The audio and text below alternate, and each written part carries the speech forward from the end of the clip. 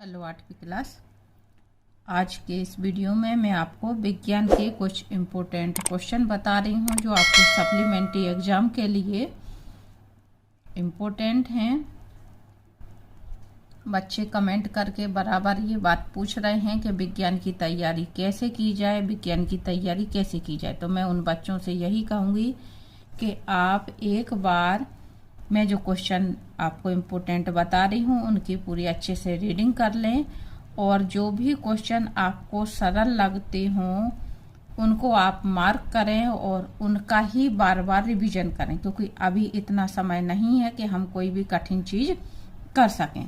और साथ में ही आपको ये भी ध्यान रखना है कि शुरू का जो पाठ रहता है लेसन 1, 2 या फिर बहुत लास्ट के, उन्हें आपको जरूर करना रहता है। जैसे आपके जीवन से संबंधित कुछ पाठ ऐसे हैं जो रोजमर्रा से संबंधित क्वेश्चन पूछे जा रहे हैं इनमें, तो आपको थोड़ा सा रीडिंग करके ये डिसाइड कर लेना है ऐसे कौन कौन से लेसन हैं जो आपको बहुत आसानी से याद हो जाएंगे।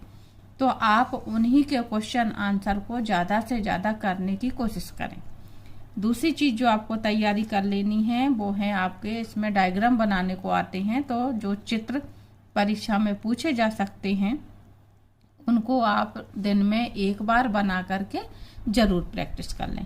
तो मैं यहाँ पर जो क्वेश्चन बता रही हूँ इम्पोर्टेंट, वो अपने अनुसार आप नोट कर लें या अपनी नोटबुक वगैरह में निशान लगा लें। मैं यहाँ पे इसको क्वेश्चन आंसर को रीड नहीं कर रही हूँ क्योंकि उससे वीडियो बहुत बड़ा हो जाएगा, और मैं कोशिश कर रही हूँ कि लगभग सभी लेसन के आपको इम्पोर्टेंट क्वेश्चन बता दी जाए विथ आंसर।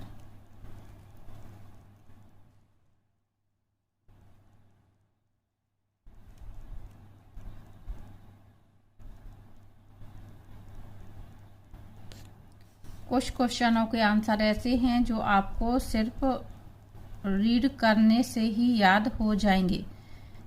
तो मैं बच्चों से एक बात जरूर कहूँगी कि जब आप एग्जाम में जाते हैं उस दिन आप जो क्वेश्चन याद किए हुए हैं उनका रिवीजन करने के बाद एक बार जो भी क्वेश्चन बचे रह जाते हैं उनकी रीडिंग जरूर लगाएं, क्योंकि रीडिंग लगाने से परीक्षा में जब हमसे मान लो कोई याद करा हुआ क्वेश्चन नहीं बन रहा है तो हम थोड़ा बहुत कुछ अपने अंदाज से अपनी भाषा में लिख सकते हैं।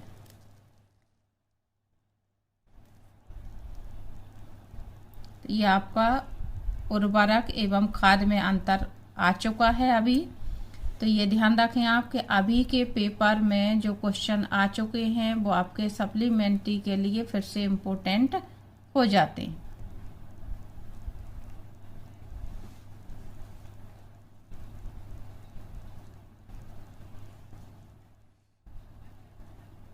जो क्वेश्चन आपको कठिन लग रहा हो आप उसको याद करने में अपना टाइम बर्बाद ना करें, उसकी जगह पे जो भी सरल हैं उन क्वेश्चनों को बार बार रीडिंग लगाते रहें।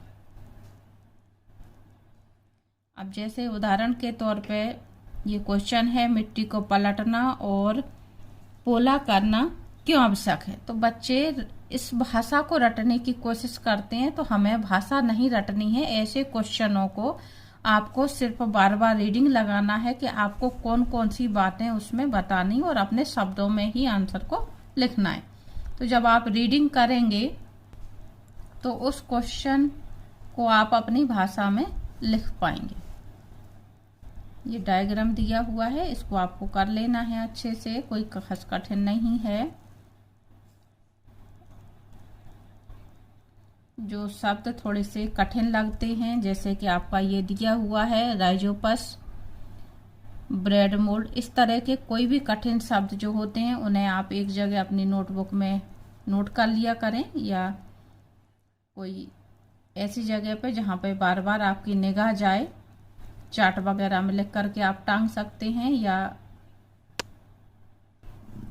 इस तरह के छोटे से व्हाइट बोर्ड बच्चों के परीक्षा में पैड ले जाने के लिए जो मिलते हैं व्हाइट बोर्ड टाइप में ही रहते हैं, तो आप इस तरह का एक आध पैड खरीद सकते हैं और उस पर आप मार्कर से लिख करके जो भी कठिन शब्द हैं या कोई सूत्र वगैरह हैं उनको एक जगह पर रख लें जहां पर आपकी निगाह बार बार जाती हो, तो ऐसी चीजें हमें तुरंत याद हो जाती हैं।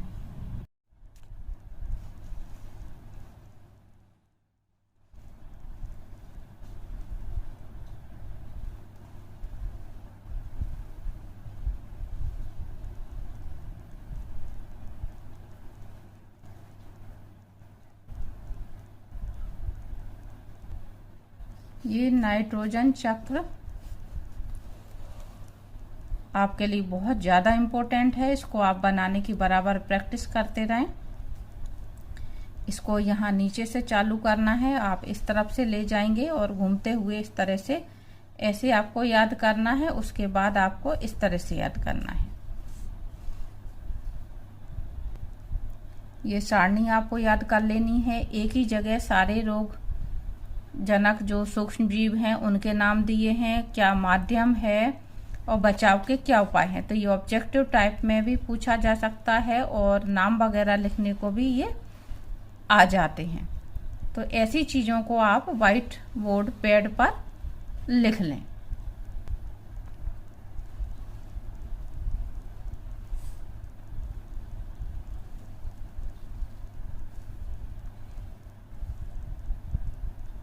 सीएनजी का पूरा नाम पूछा जा सकता है आपका।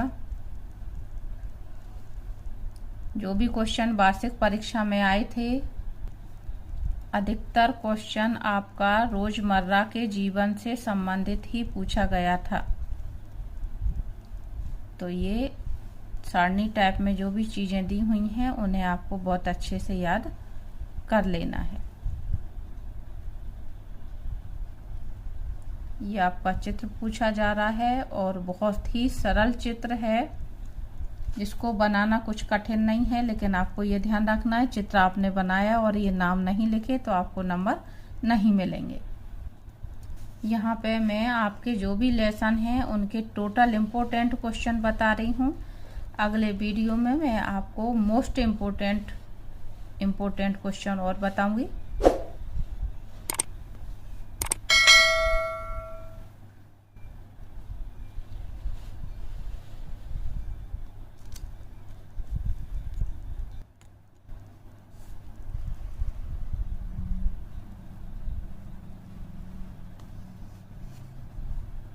अच्छे ईंधन की विशेषताएं, बहुत ही सरल क्वेश्चन है, तो इसीलिए मैंने आपको ये बात बोली कि आपको सभी क्वेश्चन की एक बार रीडिंग जरूर लगा लेनी है और जो भी क्वेश्चन आपको बहुत सरल लगते हैं उनको आप मार्क कर लें और उनका बार बार फिर रिवीजन करें, या इस चीज का निशान लगा लें कि आपको परीक्षा के टाइम पे उनकी एक बार रीडिंग लगा लेनी है।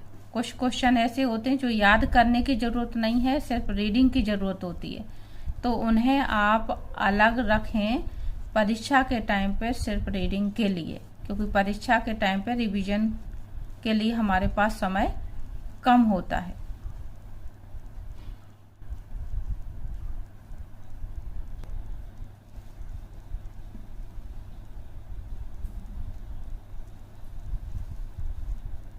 यह भी पूछा जा चुका है, मोमबत्ती की ज्वाला का नामांकित चित्र फिर से पूछा जा सकता है, तो आपको ये जो नाम लिखे जा रहे हैं ये ध्यान रखना है।